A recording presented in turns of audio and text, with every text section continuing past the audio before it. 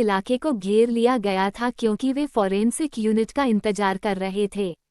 देर होने के कारण उन्हें आने में थोड़ा समय लगने वाला था। सुदूरवर्ती क्षेत्र होने और आसपास अपराध कम होने के कारण अधिकांश समय फोरेंसिक विभाग के पास पर्याप्त खाली समय रहता था। लेकिन विभाग की प्रमुख सत्या चक्रवर्ती एक मेहनती लड़की हैं। वो अभी 27 साल की है लेकिन अपनी उम्र की तुलना में काफ़ी परिपक्व हैं। वो हमेशा दुनिया भर के फोरेंसिक विज्ञान अनुसंधान समूहों से जुड़कर पुराने मामलों पर शोध करने में व्यस्त रहती हैं। वो एक ईमानदार और प्यारी लड़की है। लगभग 1 घंटे के बाद वह और उनकी टीम दुर्घटनास्थल पर पहुंची।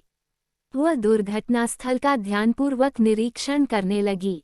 उसने कांस्टेबल से शव के बारे में पूछताछ की और उसे क्यों हटाया गया।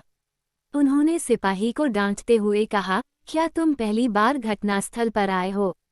आप एक साधारण तथ्य नहीं जानते कि हमारे द्वारा सभी नमूने एकत्र करने से पहले कोई भी अपराध स्थल को नहीं छूता। कांस्टेबल ने रविंद्र की ओर आंखों में अनुरोध करते हुए देखा कि वो उसके प्रश्नों का उत्तर दे।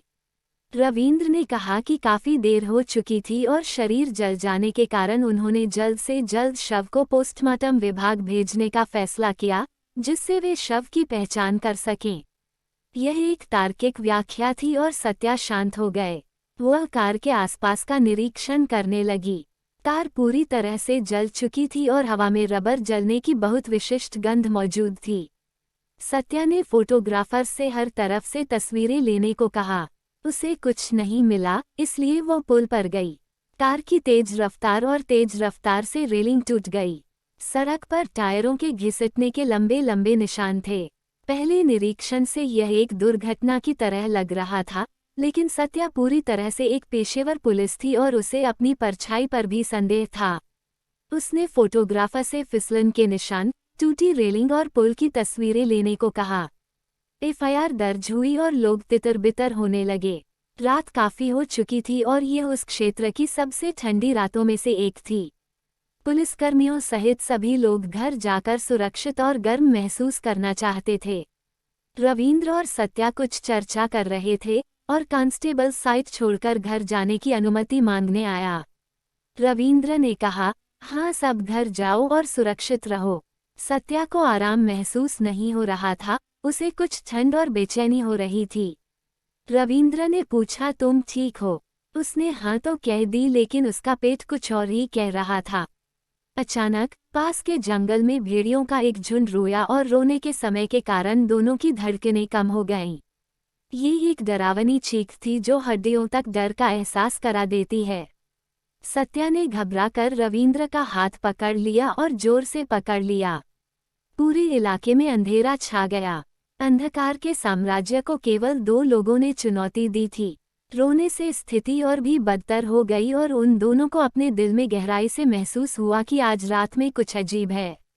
रविंद्र ने कहा कि चलो, मैं तुम्हें तुम्हारे घर तक छोड़ देता हूं, और सत्या ने बिना किसी झिझक के हाँ कह दिया।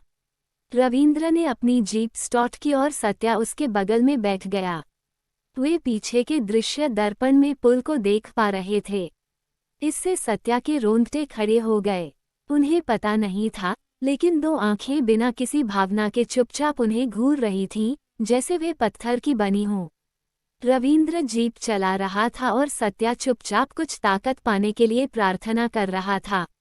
आमतौर पर वह किसी चीज से नहीं डरती, लेकिन आज की रात कुछ अलग और अजीब तरह से डरावनी थी। सत्या ने प्रार्थना पूरी की और अब वह ठीक महसूस कर रही है। रविंद्र को भी वैसी ही अनुभूति हुई, लेकिन उसने कुछ नहीं कहा क्योंकि वह एक दृढ़ इरादों वाला व्यक्ति है। थोड़ी देर बाद सब कुछ स्थिर हो जाने पर पुल पर एक छाया दिखाई दी। वह छाया उस जीप की दिशा में देख रही थी। धीरे धीरे वह छाया धुंध में बदल गई और उसके परमाणु हवा में बिखर गए, कोई निशान नहीं बचा। रविंद्र ने सत्या को उसके घर छोड़ दिया और तब तक वहीं रुका जब तक वो वहां नहीं गई और लाइट चालू नहीं कर दी। फिर वह मन में यह विचार लेकर अपने घर की ओर निकल गया कि आज रात उसे अजीब क्यों लग रहा है। क्या छूट रहा है? क्या उन्होंने कुछ विवरण नजरअंदाज कर दिए? इन्हीं सब विचारों के चलते उसे पता ही नहीं चला कि वह अपने घर पहुंच गया है। उसने अपनी जीप 4 पर खड़ी की और अंदर चला गया।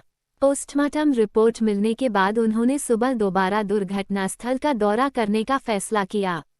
इस बीच सत्या अपने घर पर भी यही सोच रही थी और उसने सुबह फिर से घटनास्थल पर जाकर यह जांचने का फैसला किया कि उसे कुछ छूट गया है या नहीं।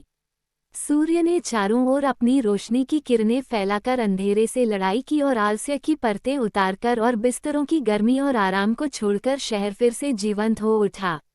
रविंद्र अपने थाने पहुंचे और कांस्टेबल से पोस्टमार्टम रिपोर्ट के बारे में पूछा। सिपाही ने उससे कहा कि 1 घंटे में रिपोर्ट मिल जाएगी।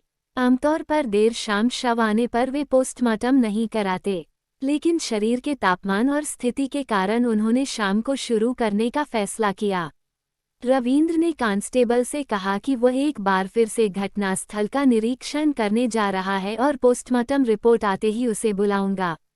इस समय सत्या भी कार्यालय में थे और अपनी टीम पर दबाव डाल रहे थे कि वे दुर्घटना स्थल से एकत्र किए गए सभी नमूनों की रिपोर्ट उन्हें दें। उसने जूनियर से पोस्टमार्टम रिपोर्ट के बारे में पूछा तो उसे भी रविंद्र जैसा ही जवाब मिला। इसलिए उन्होंने भी दोबारा दुर्घटनास्थल पर जाने का फैसला किया। वे घटनास्थल पर क्या पाएंगे,